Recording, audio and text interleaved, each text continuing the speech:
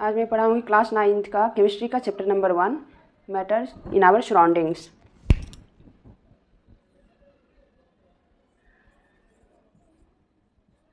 Class 9th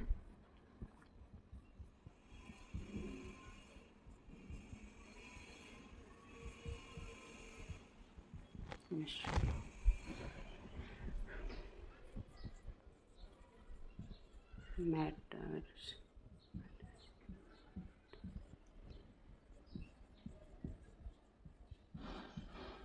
matters in our surroundings.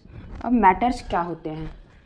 Everything in this universe made up of material, scientist called them matter. Okay,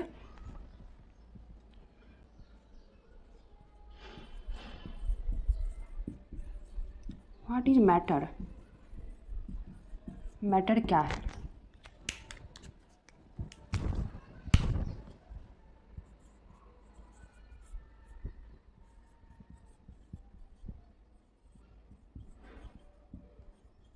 Everything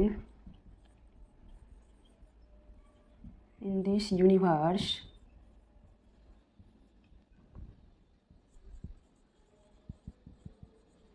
made up of material. Okay, everything in this universe made up of material, इसी को scientist ने क्या कहा? Matter.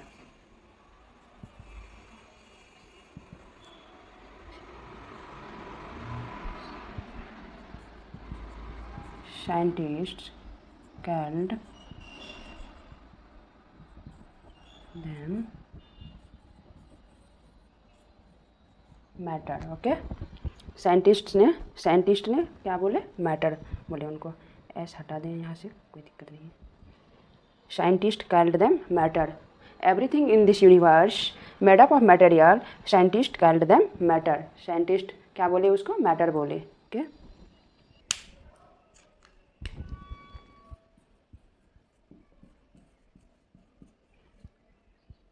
Property क्या है matter का? Matter के पास क्या होता है? मास होता है, वो स्पेस ऑक्यूपाई करता है, यानी कि उसमें वॉल्यूम होता है, और उसको हम लोग अपने सेंस ऑर्गन से सेंस कर सकते हैं। तो इसमें लिखेंगे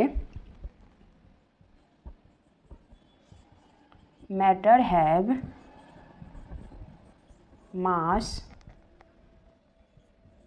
वॉल्यूम एंड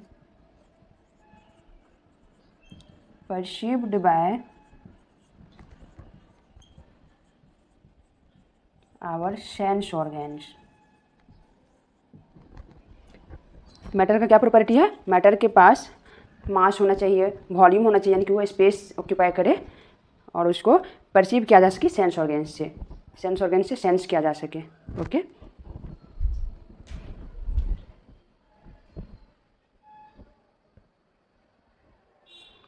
जहाँ शाइनिंग जा रहा है ना, वहाँ बाय लिखा हुआ है, perceived by our sense organs.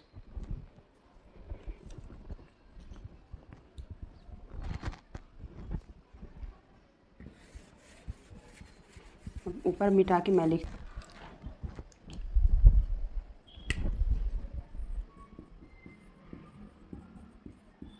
Example क्या है मैटर का? The air we breathe, air को जो हम लोग ब्रीथ करते हैं ना, वो भी क्या है? एक मैटर है।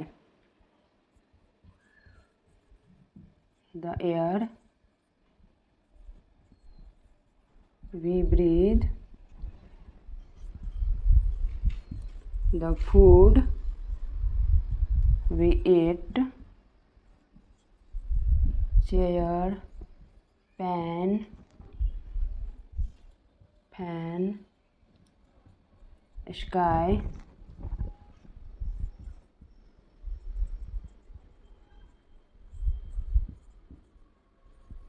क्लाउड, सारे क्या है? मैटर हैं। एग्जाम्पल क्या है? The air we breathe, the food we eat, chair, pen, fan, sky, clouds, mountain, etc। जितने भी ये सारी चीज़ है ना, जिसमें मास हो, वो वॉल्यूम ऑक्यूपाई करे, स्पेस ऑक्यूपाई करे, यानी कि मास हो, वॉल्यूम हो, और सेंस ऑर्गन से, यानी कि आइज से देख सकें, या नोज से उसको स्मेल कर सकें, और ईयर से सुन सकें, या स्किन से टच करके उसको समझ सकें, सेंस कर सकें। या टंग से किसी चीज़ का टेस्ट ले सकें, ये सारे सेंस ऑर्गन हैं, इनसे सेंस कर सकें, तो वो मैटर है। ओके,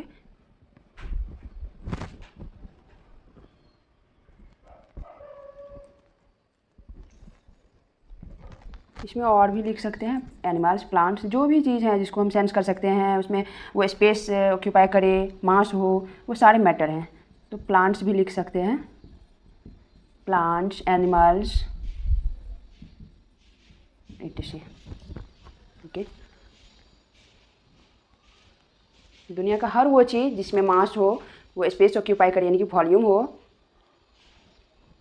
और सेंस ऑर्गन से उसको सेंस कर सकें, वो सारे क्या हैं, मैटर हैं।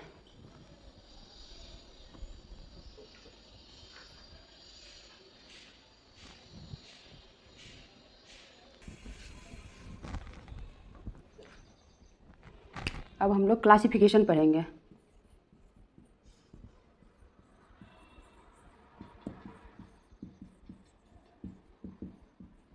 Classification of matter. मैटर को दो तरह से क्लासिफाई किया गया, एक तो अर्ली क्लासिफिकेशन है, एक मॉडर्न क्लासिफिकेशन है। Okay,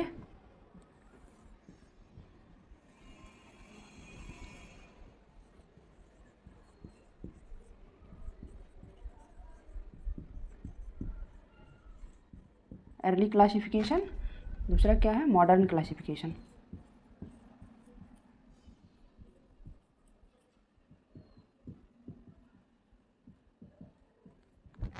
early classification, modern classification. Early classification में इंडियन फिलोसोफर ने 5 बेसिक एलिमेंट में क्लासिफाई किया इनको। तो लिखेंगे Indian philosophers classified matter in 5 basic elements. Indian philosopher ने अर्ली क्लासिफिकेशन में ये बोले कि मैटर जो है 5 बेसिक एलिमेंट्स के बने होते हैं। Okay, Indian philosopher classified matter in 5 basic elements. Indian philosopher classified matter in 5 basic elements. Okay, 5 basic elements का मैटर बना होता है, इसलिए इसको क्या बोलते हैं, कैल्ड पंचतत्व। इनको पंचतत्व बोला था, कैल्ड पंचतत्व। ये पंचतत्व, ये 5 बेसिक एलिमेंट्स कौन कौन से हैं, sky, earth, sky, earth, water, fire, sky, earth, water, fire, air and air. इन्हीं अर्ली क्लासिफिकेशन में इंडियन फिलोसोफर ने कहा कि इन्हीं 5 एलिमेंट्स के मैटर बने होते हैं। ओके, जो 5 एलिमेंट्स कौन कौन से हैं, sky, earth, water, fire and air. इनको यदि याद करने के लिए कोड चाहिए तो लिख सकते हैं, ड्रिंक, सेफ, वाटर। ये क्या है, रिमेंबर करने के लिए कोड है। ओके, ड्रिंक का इसमें कोई मीनिंग नहीं है, बस याद करने के लिए है। मीनिंग मेन ये हो गए, ये पांचों। एस फॉर सन, ये सन बोल रहे हैं, sky. A for air, F for fire, E for earth and water तो है ही। Sky, earth, water, fire and air. रहा है ना, वहाँ सेफ लिखा हुआ, SAFE। इसका मीनिंग होता है S for sky, A for air, F for fire, E for earth and water तो है ही। ड्रिंक का कोई मीनिंग नहीं है, जस्ट एक कोड बनाए ताकि रिमेंबर करने के लिए इजी हो जाए।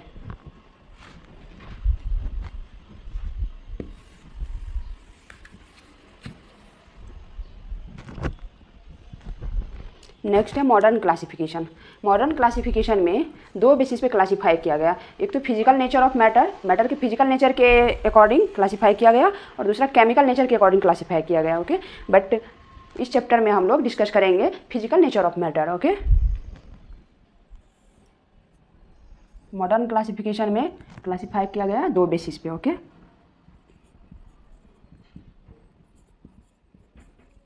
On the basis of physical nature of matter and on the basis of chemical nature of matter.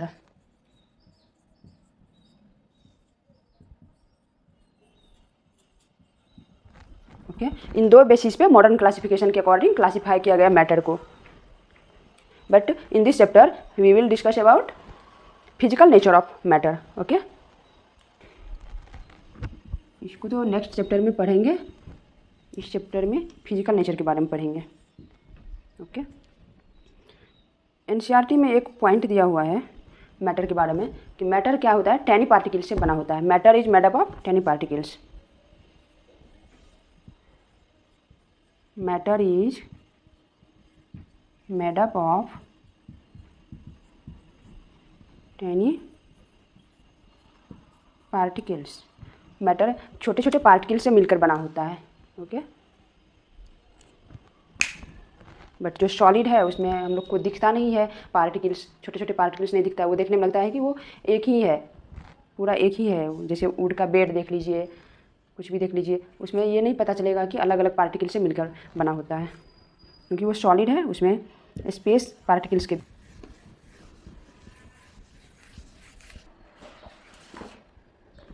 ये 9th का एनसीईआरटी का बुक है, सीबीएसई का. Matter in our surroundings chapter है केमिस्ट्री का जो हम लोग अभी पढ़ रहे हैं. इसमें इसके बाद एक एक्टिविटी दिया हुआ है, एक्टिविटी 1.1. इसमें बोल रहा है take a 100 ml beaker. 100 ml का एक बीकर लेने बोल रहा है. Okay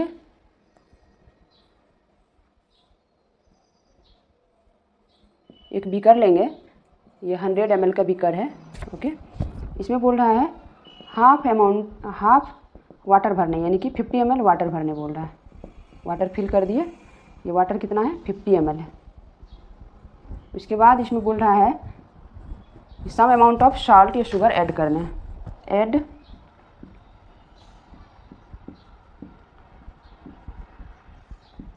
some amount of salt या शुगर. ओके उसके बाद उसको क्या करना है, मिक्स करना है, स्टर करना है. स्टर करेंगे तो हम लोग देखते हैं कि शुगर या सॉल्ट जो है डिजॉल्व हो जाता है. आखिर वो कहाँ जाता है, क्यों डिसअपियर हो जाता है. और ये भी देखना है कि वाटर का लेवल जो है वो सेम है या डिक्रीज या इंक्रीज हुआ. तो वाटर का लेवल जो होता है ना वो सेम रहता है. इसका रीज़न बताएंगे. वाटर क्या है, अभी भी 50 ml ही है. Amount of water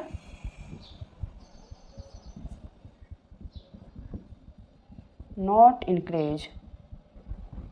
okay water का अमाउंट जो है इंक्रीज नहीं किया. क्यों नहीं किया, क्योंकि वाटर जो है इसमें पार्टिकल्स के बीच स्पेस वैकेंट होता है. उसी में ये सॉल्ट, इसमें हम लोग सॉल्ट ही ऐड करते हैं. मान लीजिए इजी एग्जांपल है सॉल्ट. ये Na+Cl- से मिलके बना होता है. ओके सोडियम फर्स्ट ग्रुप का एलिमेंट है. ये सब आगे हम लोग पढ़ेंगे. और क्लोरीन 17th ग्रुप का एलिमेंट है, हेलोजन फैमिली का है. ओके तो सॉल्ट होता है NaCl. ओके सॉल्ट NaCl होता है. ये ब्रेक होता है Na+ और Cl- में. ओके Na+Cl- में.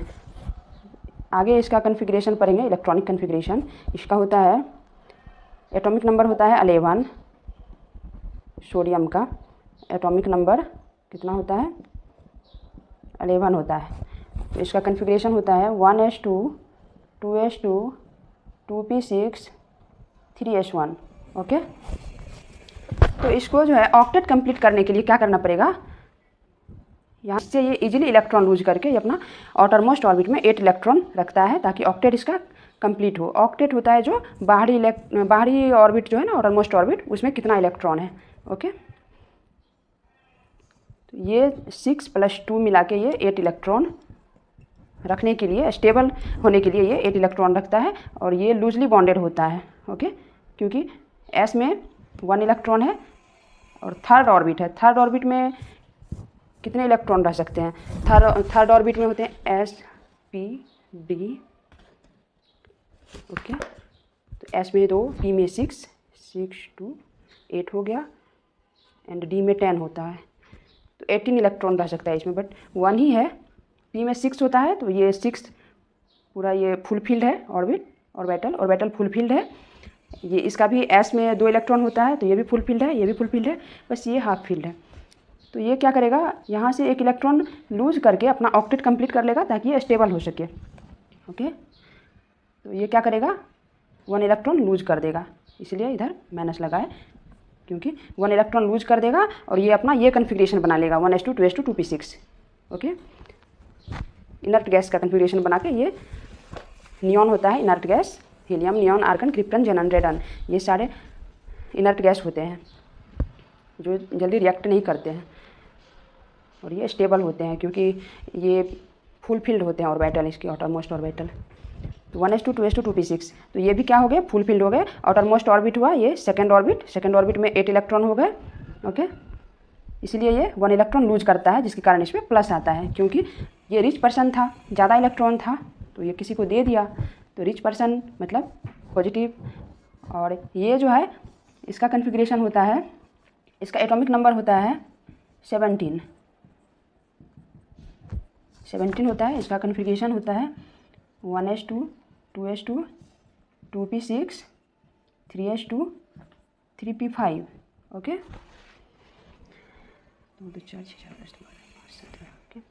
17 इलेक्ट्रॉन हो गए। फर्स्ट ऑर्बिट में 2 फुल फील्ड हो गया, क्योंकि एस में 2 होता है और 2 फुल फील्ड है। ओके, सेकेंड ऑर्बिट में 8 इलेक्ट्रॉन फिल होते हैं, तो ये 8 का 8 फिल हो गया। ओके, और ये थर्ड ऑर्बिट है, थर्ड में होना चाहिए कितना, पी में 6 होता है, बट ये पी में 5 है, तो 1 इलेक्ट्रॉन ही लेगा, तो ये यहाँ 6 हो जाएगा और ये 2 मिला के थर्ड ऑर्बिट का भी ऑक्टेट कंप्लीट हो जाएगा इसका, तो ये स्टेबल हो जाएगा। ओके, यहाँ पे इसको ऑक्टेट कंप्लीट करने के लिए सिर्फ एक ही इलेक्ट्रॉन लेना पड़ेगा, बट यहाँ पे ऑक्टेट कंप्लीट करने के लिए कितना लेना पड़ता है, 7 इलेक्ट्रॉन लेना पड़ता। तो ये सोचा कि हम कम एनर्जी लगा के एक इलेक्ट्रॉन लूज करके ही क्यों ना स्टेबल हो जाए, जो हम ज़्यादा इलेक्ट्रॉन लेने जाए किसी से। तो ये मेटल है, मेटल का इलेक्ट्रॉन डोनेट करने का कैपेसिटी होता है, ये इलेक्ट्रॉन डोनेट कर दिया, इसलिए इस पर पॉजिटिव चार्ज आया, और ये Cl पे माइनस इसलिए आता है क्योंकि ये 1 इलेक्ट्रॉन गेन करेगा, गेन 1 इलेक्ट्रॉन to complete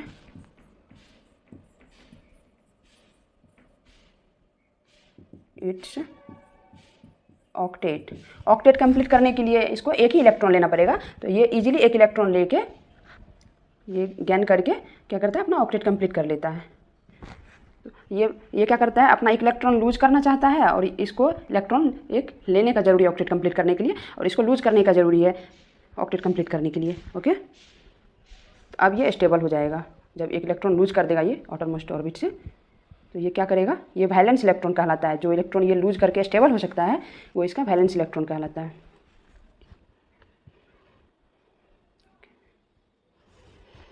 के बारे में भी बता दें,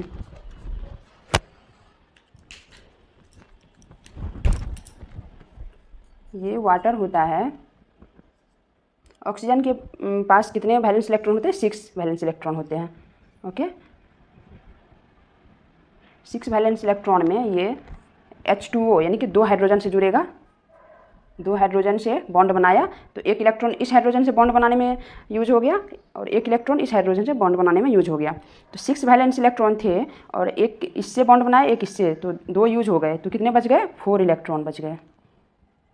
ओके, इसलिए ये क्या करता है, लोन पेयर डोनेट करने का कैपेसिटी है इसमें, एक्स्ट्रा इलेक्ट्रॉन है, ये और बॉन्ड बना सकता है किसी से।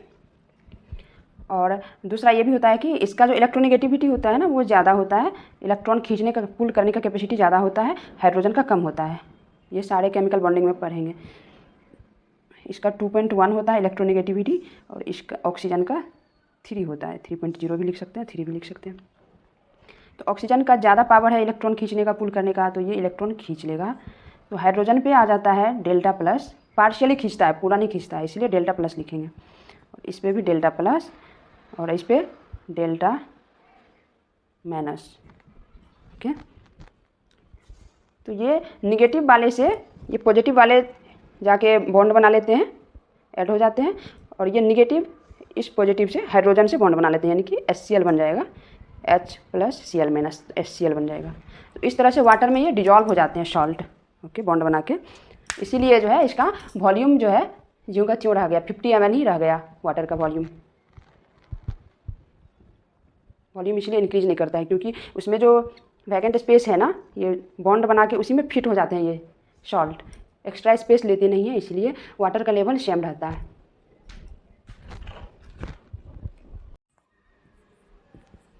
हम लोग जो एक्टिविटी देखे उसका कंक्लूजन देख लेते हैं क्या निकला।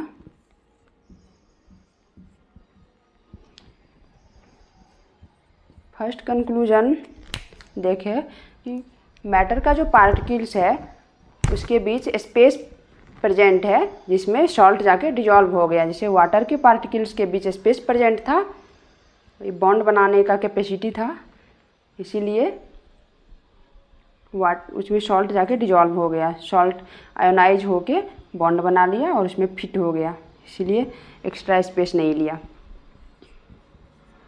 लिखेंगे space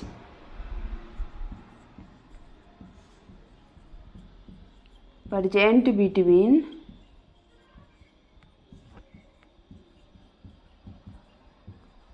particles of matter. Matter के पार्टिकल्स के बीच क्या है, स्पेस प्रेजेंट है, ओके। नेक्स्ट पॉइंट क्या है,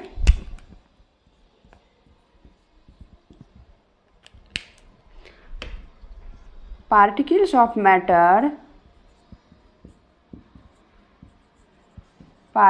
of matter continuously moving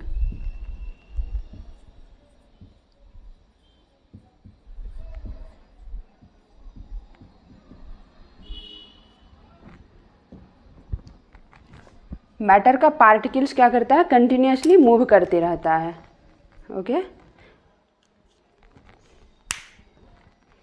इसका एग्जाम्पल एक समझने के लिए बहुत अच्छा एग्जाम्पल है, जो फूड का एरोमा होता है वो क्या करता है, एयर पार्टिकल्स के साथ मिक्स होके हमारे नॉस्ट्रिल तक पहुंचता है। लिखेंगे aroma of food mixed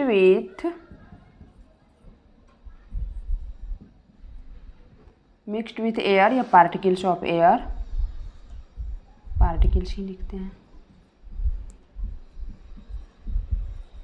mixed with particles of air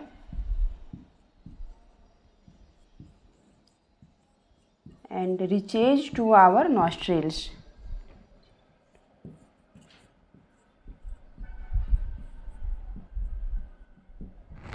okay, इससे क्लियर हो गया कि मैटर का पार्टिकल्स जो है कंटिन्यूसली मूव करता है। यदि मूव नहीं कर रहा होता तो खाना किचन में बन रहा है, उसका एरोमा हम लोग दूसरे जगह भी बैठे रहते हैं तो हम लोग तक नहीं पहुंचता। इससे यही क्लियर हो रहा है कि पार्टिकल्स मूव करते रहता है कंटिन्यूसली। नेक्स्ट थर्ड पॉइंट क्या है कि पार्टिकल दूसरे पार्टिकल के साथ, दूसरे मैटर के पार्टिकल के साथ ट्रैवल कैसे कर रहा है, एक जगह से दूसरे जगह कैसे पहुंच रहा है। मतलब एक दूसरे में मिक्स होना, मतलब अट्रैक्ट करके रखना, अट्रैक्ट करके रखता है तभी तो वो फिट होता है, एक दूसरे में मिक्स होता है और एक दूसरे के साथ एक जगह से दूसरी जगह पहुंचता है। या वाटर के पार्टिकल्स के साथ सॉल्ट का पार्टिकल्स मिक्स होने का मतलब क्या हुआ, एक दूसरे को अट्रैक्ट करके रखा है। यदि रिपेल करता तो वो मिक्स होता ही नहीं।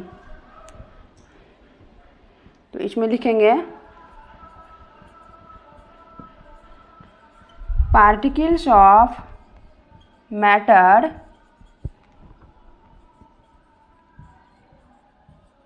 Attract each other.